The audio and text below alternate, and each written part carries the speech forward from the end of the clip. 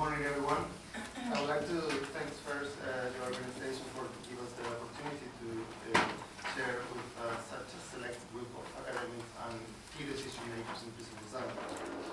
I also would like to say that it's a great honor for me to be at the same table with Professor with whom I share the passion to improve the prison, how prisons are designed, and whose work around the world in prison architecture has been a true inspiration. We all have heard that Scandinavian countries have the more humane prisons, and despite that, they seem to have the lowest rates of recidivism in the world. So the questions start floating in the air. It is really worth copying. What can we learn for Scandinavian prison design? It is possible to implement it in other countries, and in doing so, can we expect to have similar results? I try to address those questions. In order to compare prison design in different countries, I based my investigation on the architectural prison classification system proposed by Adina Mordan in 2012. Her work, clustering prisons according to the purpose of the administrators and the historical cultural particularities of each country, led her to propose a four-prison model system composed by the rehabilitation, the safety, the repressive, and the hybrid prison model. The rehabilitation model the prisons are designed and operated as a prison-centered model. They show respect for human dignity and needs, and examples can be seen in countries from Northern Europe and Scandinavia. The safety prison model is a staff security-centered model based on the submission of prisoners, their isolation from society, and strict hygiene. The USA is the most prominent example, but it is also present in Western Europe and Oceania. The repressive model refers to prison characterized by physical and psychological abuse of inmates and secrecy of what happens inside the walls. Example can be seen in countries under the rule of regimes that use violence and terror to repress people. Finally, the hybrid model is typical from countries with a recent past of military regimes and dictatorships. They show a moral obligation with the ideals of human rights and rehabilitation, while trying to emulate the operational and design philosophies of the safety model. However, they are still influenced by their repressive past. My aim was to investigate how health and well-being is considered by key decision makers in the process of prison design in each prison model. The repressive model, however, was not considered due to its incongruent nature with the study. During this design process, prison authorities and designers placed their particular interests, values, and institutional agendas on the negotiation table. Therefore, to understand why each prison model shows different outcomes, we need to understand how the decision makers' priorities interact. Based on a qualitative case study methodology, I analyzed 4 cases: the rehabilitation model represented by Norway and Finland, the safety model represented by the Kentucky Department of Corrections and prison designers across the USA, the hybrid model represented by authorities and designers from the Chilean Prison Service, and a 4th case study constituted by international policy and health advisors from different offices of the United Nations. I interviewed people from 8 countries and visited prisons in Norway, Finland, the USA, and Chile. The interviews were analyzed by using manifest content analysis and latent content analysis. 60 variables were coded as factors that could affect health and well-being of inmates, and then the level of importance of each professional group designers, and authorities place on each factor was evaluated. The data compared by using Pareto analysis, scatter plot analysis, and Gini coefficient, and initially findings were interrogated against the latent content analysis, photograph, and the historical account of the previous services. The time constraints prevent me to go into detail. However, I would like to share some of the main findings today. Based on the data, 3 diagrams were built representing each prison model. The diagram of the hybrid model synthesized the conflicted scenario that key actors have to deal with on a daily basis. Rehabilitation personnel are unable to withstand the neglectful political perspective and the security approach. Problems such as the overestimation of security, the inadequate budget allocation, the legal obligation to receiving inmates regardless the space availability, and the apathy for prison authorities and society result in deplorable carceral conditions. Both designers and staff show a sense of urgency to solve non-financial obstacles. However, their focus is different. For staff, it's about the unbalanced supremacy of security over rehabilitation. And for designers, it is about the lack of technical and political guidance. In this scenario, typical of Latin American countries, to talk about promoting health and well-being of inmates could be seen as a nonsense, because the aims are to ensure that nobody escapes and to avoid riots. The rehabilitation branch of the prison service is seen as a powerless appendix of the institution. And designers, which are in the middle of play of forces, try to improve the carceral condition, end up feeling resigned to the size of the problem and the lack of control.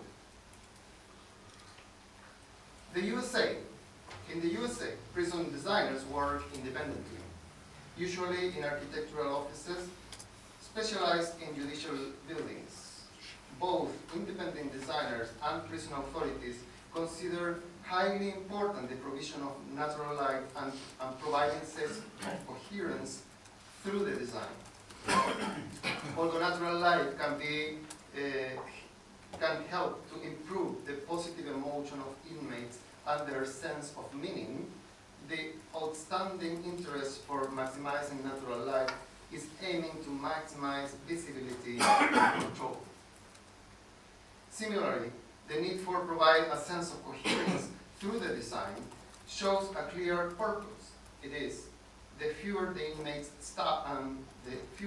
inmates and staff are exposed to unknown situations, the lower the inmates' anxiety, and therefore the higher the safety of staff.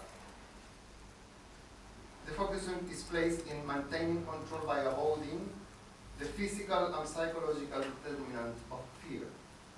Because decisions are usually taken based on political and economic reason, the education of authorities is seen as a cornerstone to improve the design. Although there is a perception of evolution, this evolution is about respecting human dignity while keeping and perhaps refining the strict regimes and philosophy of punishment versus reward. In the Scandinavian case, although governmental designers work in a continuous interaction with the prison service, they actually work for the owner of the building they design,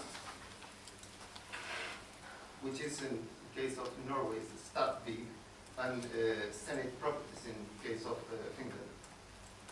Because they are not subordinated to the prison authority, they can work toward an optimal fulfillment of both the prison institutional aims of preventing recidivism and the individual strategic goals of the building owner.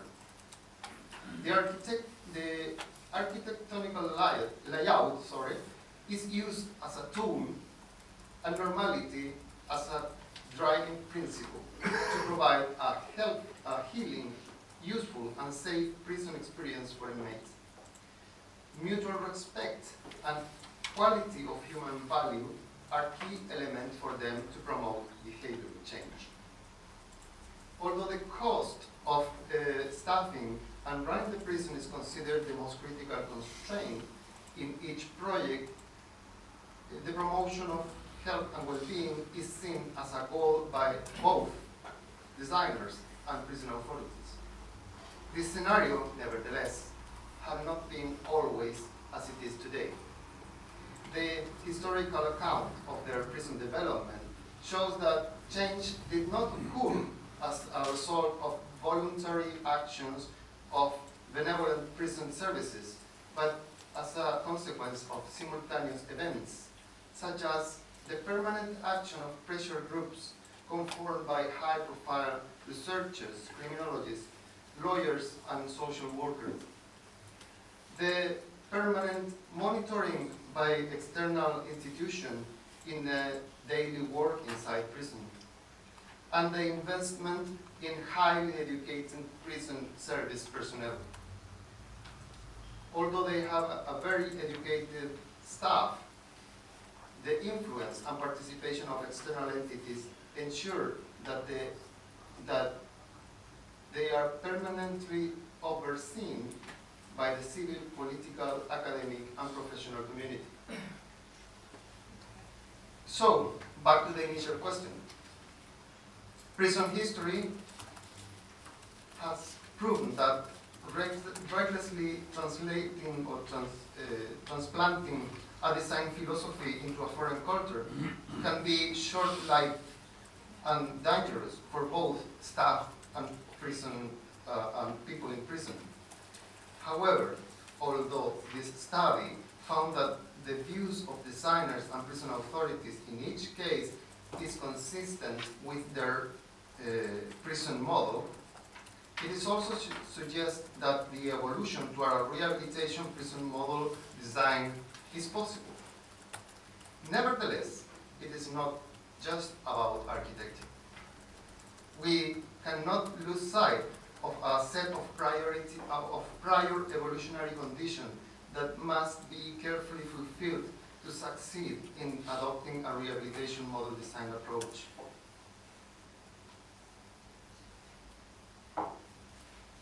Those conditions are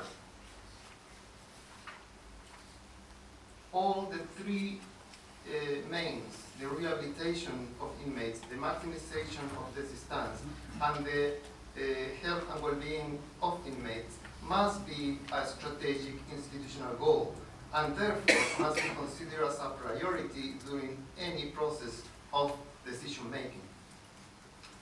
Increase the rate of staff to a number that make possible to provide inmates with a personalized prison experience and treatment. It is highly necessary to invest in the education of prison staff, providing them with knowledge from specific areas to transform them into a role model and behavioral coach rather than prison guards. The operational transparency of prison service must be maximized. The services in prison, such as health, education, work, or psychology follow-up, should be provided by local external expert entities. The transference of knowledge and technical information must be promoted to facilitate the specialization of designers in prison. And last but not least, we should promote a strong presence of academic, social scientists, and professional groups to produce evidence, and why not pressure on the governments. And that is a last call. Thank you.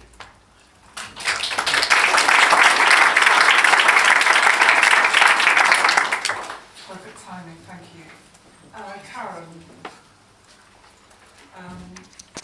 Karen Crilly